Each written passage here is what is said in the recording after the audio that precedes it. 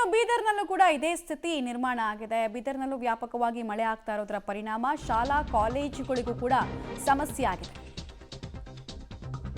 ಬಾಲ್ಕಿ ತಾಲೂಕಿನ ಸರ್ಕಾರಿ ಶಾಲೆ ಒಂದು ಜಲಾವೃತವಾಗಿರೋದ್ರ ಮಾಹಿತಿ ಸಿಗ್ತಾ ಇದೆ.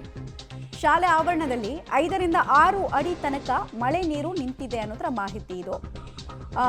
ಬೀದರ್ನಲ್ಲಿ ಕಳೆದ ಕೆಲವು ದಿನಗಳಿಂದ ಬಾಲ್ಕಿ, ಔರಾದ್ ಹಾಗೂ ಕಮಲಾನಗರ ಈ 3 ಕಡೆಗಳಲ್ಲಿ ವಿಪರೀತವಾಗಿ ಮಳೆ ಸಂಬಂಧಿತ ಸಮಸ್ಯೆಗಳು. ಪಾಪ ಮಕ್ಕಳು ಶಾಲೆ ಒಳಗೆ ಹೋಗೋಕ್ಕಾಗದೆ ಆಚೆನೆ ಬ್ಯಾಗ್ ನೆತಾಕೊಂಡು ಕಾಣಿಸ್ತಾ ಇತ್ತು.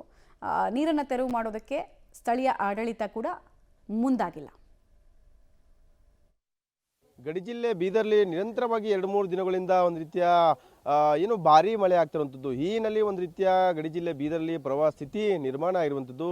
ಜೊತೆಗೇನು ಹೆಚ್ಚುವರಿಯಾಗಿ ಈಗ ಮಳೆ ಬರ್ತಾ ಇದೆ. ಈ ಹಿನ್ನೆಲೆ ಕಾರಂಜ ಡ್ಯಾಮ್ನಲ್ಲಿ ಇರ್ತಕ್ಕಂಥ ನೀರನ್ನು, ಸಾವಿರಾರು ಕ್ಯೂಸಸ್ ನೀರನ್ನು ಈಗ ಹೊರಗೆ ಬಿಡ್ತಂತೆ. ಈ ಪರಿಣಾಮವಾಗಿ ಇನ್ನೊಂದು ನೆಲವಾಡ ಗ್ರಾಮದ ಒಂದು ಸರ್ಕಾರಿ ಶಾಲೆ ಇದೆ, ಸಂಪೂರ್ಣವಾಗಿ ಜಲಾವೃತ ಆಗಿರುವಂಥದ್ದು. ಅಂದರೆ ಬೀದರ್ ಜಿಲ್ಲೆಯ ಬಾಲ್ಕಿ ತಾಲೂಕಿನ ಒಂದು ನೆಲವಾಡ ಗ್ರಾಮದ ಈ ಒಂದು ಪರಿಸ್ಥಿತಿ ನೋಡ್ಬೋದು. ಶಾಲೆಯ ಪರಿಸ್ಥಿತಿ ಯಾವ ರೀತಿ ಇದೆ ಅನ್ನೋಂಥದ್ದು. ಯಾಕಂದರೆ ಏನು ಒಂದು 5-6 ವರ್ಷದಲ್ಲೇ ಫಸ್ಟ್ ಬಾರಿ ಈ ರೀತಿ ಆಗಿರುವಂಥದ್ದು. ಆದರೆ ಈ ಪರಿಸ್ಥಿತಿ ನೋಡಿದ್ರೆ ಗೊತ್ತಾಗುತ್ತೆ ಎಷ್ಟರ ಮಟ್ಟಿಗೆ ಗಡಿ ಜಿಲ್ಲೆ ಬೀದರ್ಲಿ ಮಳೆ ಆಗ್ತಿದೆ ಅನ್ನೋದು. ಯಾಕೆ ಇವತ್ತು ಕೂಡ ನಿರಂತರ ಮಳೆ ಆಗ್ತಿರೋದು. ಜೊತೆಗೆ ಈಗಾಗಲೇ ಈ ಏನೋ ಒಂದು ಮಳೆ ಹೆಚ್ಚಿದೆ ಅನ್ನುವಂಥ ಕಾರಣಕ್ಕಾಗಿ ಈಗ ಜಿಲ್ಲಾಧಿಕಾರಿಗಳು ರಜೆಯನ್ನ ಘೋಷಣೆ ಮಾಡಿದ್ದಾರೆ. ಆದರೆ ಪ್ರಮುಖವಾಗಿ ಈ ನೀರೇ ನಿಂತ್ಕೊಂಡಿದೆ. ಬಹುತೇಕ 6 ರಿಂದ 7 ಅಡಿ ನೀರು ನಿಂತ್ಕೊಂಡಿದೆ. ಒಂದು ರೀತಿಯ ಸಂಪೂರ್ಣವಾಗಿ ಕೆರೆಯಂತಾಗಿ ಜಲವೃತ ಆಗಿದೆ. ಈ ನೀರು ಖಾಲಿ ಮಾಡೋಕ್ಕೆ ಬಹುತೇಕ 1 ತಿಂಗಳಾದರೂ ಬೇಕು. ಹೀಗಾಗಿ ಒಂದು ರೀತಿಯ 1 ತಿಂಗಳವರೆಗೂ ಈ ಗ್ರಾಮದ ವಿದ್ಯಾರ್ಥಿಗಳ ಏನು ಕಲಿಕೆ ಏನಿದೆ, ಕಲಿಕೆ ಕುಂಠಿತ ಆಗುವಂಥದ್ದು. ಹೀಗಾಗಿ ಶಾಲೆಗೆ ಬಾರದಂಥ ಪರಿಸ್ಥಿತಿ ನಿರ್ಮಾಣ ಆಗುವಂಥದ್ದು. ಈ ಹಿನ್ನೆಲೆ ಗ್ರಾಮಸ್ಥರು ಇಡೀ ಶಾಪ ಆಗ್ತಿರುವಂಥದ್ದು.